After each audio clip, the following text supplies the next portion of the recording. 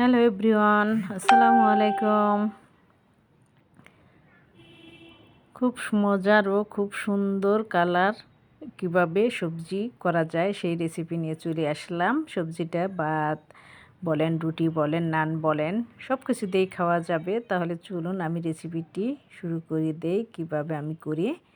এখানে আমি 3 রকমের সবজি নিয়েছি। প্যানে তেল দিয়ে হালকা মশলায় রান্না হবে। প্যানে তেল দিয়ে 2টা শুকনা মরিচ, একটা তেজপাতা, পেঁয়াজ দিয়ে একটু ফ্লেভার আসা পর্যন্ত অপেক্ষা করলাম। তারপর সবজিগুলি দিয়ে দিচ্ছি। এখানে দেখেন আমি 3 রকমের সবজি নিয়েছি, আপনারা চাইলে অনেক রকমেরই নিতে পারেন।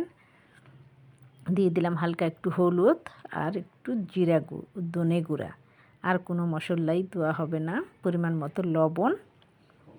তবে খেতে কিন্তু খুবই মজার হয়, আপনারা সব কিছু দিয়ে খেতে পারবেন। তারপর একটু নেড়ে নিয়েছি, নেড়ে নিয়ে ডেকে দিব।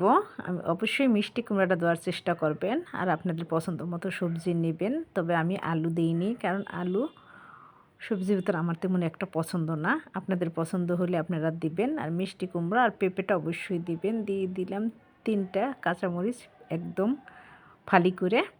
আপনারা জাল আপনাদের পছন্দ মতো দিবেন। আশা করি আপনাদের ভিডিওটি ভালো লাগবে। সম্পূর্ণ ভিডিওটি দেখার অনুরোধ রইল। বাই দ্য বে, আমি রেহানা পারভিন। আমার চ্যানেল রকমারি পাকের ঘর থেকে সবাইকে আমন্ত্রণ।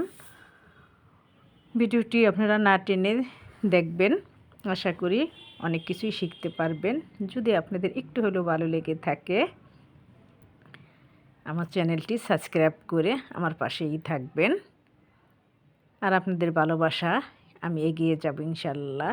আমি যতটুকুই আসতে পারছি সবই আপনাদের ভালোবাসায়। আপনাদের ভালোবাসা না থাকলে হয়তো এখানে আসতে পারতাম না। আশা করি আমাকে সবসময় এভাবে ভালোবাসা দিয়ে পাশে থাকবেন। দেখেন মাশাল্লাহ, সবজির কালারটা দেখেন কতটা সুন্দর আসছে।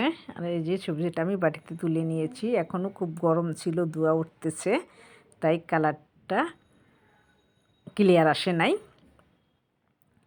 তবে সবাই ভালো থাকেন, সুস্থ থাকেন। আবার দেখা হবে নতুন কোনো রেসিপিতে। আল্লাহ হাফেজ।